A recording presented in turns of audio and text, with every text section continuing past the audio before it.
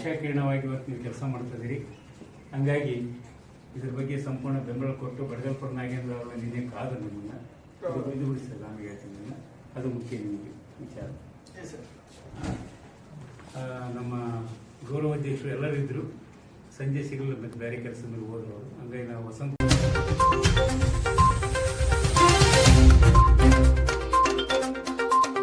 ಪ್ರಧಾನ ಕಾರ್ಯದರ್ಶಿಗಳು ನಾವು ಬಂದಿದ್ದೀವಿ ಸರ್. ಇಡೀ ರೈತ ಸಮುದಾಯ ಸಂಪೂರ್ಣ ದರ್ಶನ್ ಅವರು ಲೆಟರ್ ಕೊಟ್ಟಿದ್ದಾರೆ ಸರ್. ಆಲ್ರೆಡಿ CM ಲೆಟರ್ ಕೊಟ್ಟಿದ್ದಾರೆ ಪರಿಗಣಿಸ್ಬೇಕು ಸರ್.